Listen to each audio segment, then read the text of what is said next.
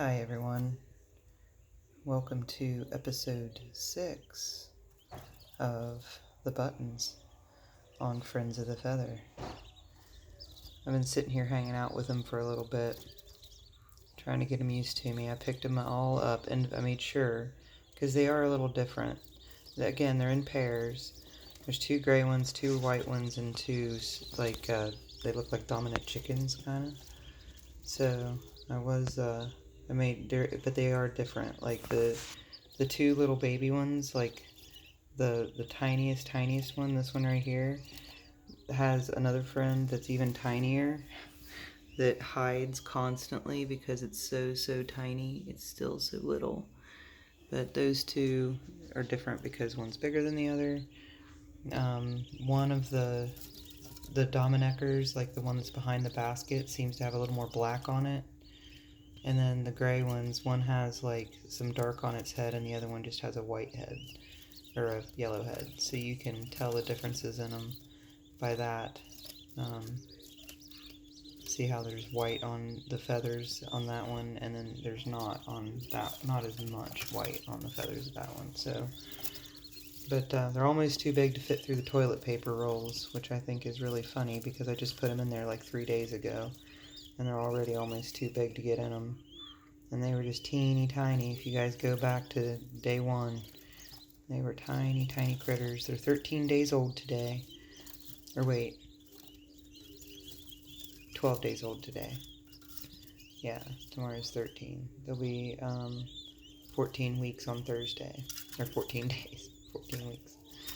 No, 14 days. 2 weeks. Look at it, Fluffy. Look at that fluff. Goodness. Looks like they have little fur coats on, because they're starting to get so fluffy. And today I will not forget to turn their heat lamp back on. I keep forgetting when I turn their heat lamp off to do these videos to turn it back on. But today is not going to be that way. I think their feathers have officially outgrown their bodies. So, yeah, someone pooped on the rock. I didn't appreciate that. I have to clean that thing out. We're going today, or I'm going today or tomorrow, to find me a quail waterer. They do exist. They're not very common. They're very similar to a chicken waterer, but the dish at the bottom is narrower, so they can't drown themselves. Dumb little quails. But I'm going to be on the hunt for one of those. I think I'm going to go to Rural King. Rural King seems to have a wider selection and more, not just selection of items for the animals that they have things for, but also a wider selection of animals that they have things for. So it seems to be the go-to place. This is just killing me with all the feathers and then just the completely fluffy head. So funny. And they're completely feral, you guys. I can't.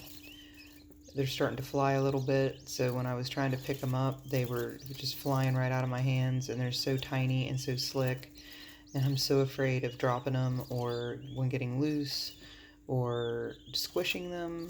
That's one thing. They're very difficult to handle because they are so small and so wild, and as soon as you get a hold of them, it's nonstop trying to get away from you. They do calm down a little bit, but then if you let your guard down at all, they'll bolt. So, but they're not hiding under their basket. So I guess that's good, because before, as soon as I came over here, they would all vamp and they would all just huddle under the hut. But today they're being a lot more social. It's also really cute when they all nest on top of the hut. I think that's where they sun themselves. They all like the chicks, like the baby chicken chicks, they would like make these little puzzles. I called it the peep puzzle, and it was like one's neck would be over the other one's neck, and they would be like lopped over top of each other, and it was like they were just puzzled together. And these guys don't do that, at least not when they're up here. They nest butt to butt. So it's just like this little circle of quails with all their little heads going out from the middle, and they all sit butt to butt. It's cute. Bon to bon. So yeah, very cute. I'm still trying to come up with names. I think we're good as far as any kind of attrition that we may have faced. I didn't want to do names because I don't like naming things and then them passing away. So I held off on the naming. But I think I'm going to go ahead and start trying to come up with some names. If anybody has any suggestions, please drop them in the comments. And I do greatly appreciate the 105 subscribers. I do really appreciate that. Please hit the subscribe button. We do 3 videos a day. We do 2 on the chickens and 1 on the buttons. I try to make them at least less than 10 minutes, but sometimes it goes over because I get all gabby. So, yeah, apologies on that. But, yeah, come and hang out with us. We have a good old time. Good old time.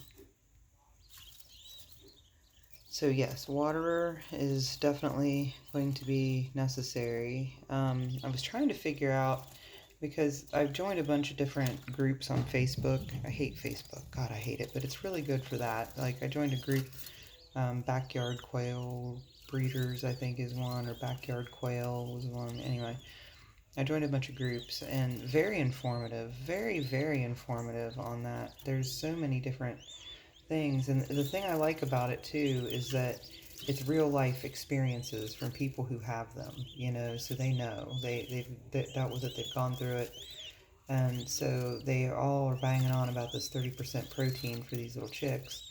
And I don't know what the protein level is on this corn mash stuff. So I was trying to find out, and there's like, doesn't seem to be any kind of, every time I look up corn mash, it brings me to like distillers for like making your own alcohol. And that's not what we're doing here. We are feeding baby quail. So, I was trying to figure that out. I think I might look and see if Rural King has like the wild game starter for the starter chicks, for the turkeys and all that kind of stuff, and see what that does. Maybe mix it with this so this doesn't go to waste. I hate to do that because I just bought a bag of it, but like I said, they're banging on about it. And then at 6 weeks, these guys are considered fully grown at 6 weeks, unlike the chickens that are 16 weeks. These guys will be good to go as far as their diet, and then the protein content of their food goes down. If they have too much protein in their diet, it can cause all kinds of issues.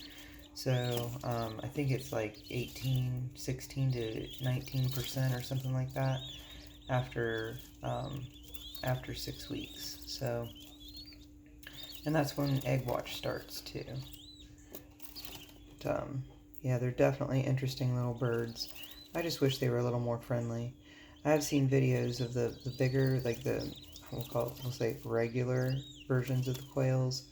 And if you start early with them, they do get really friendly. I'm hoping these guys warm up to me over time.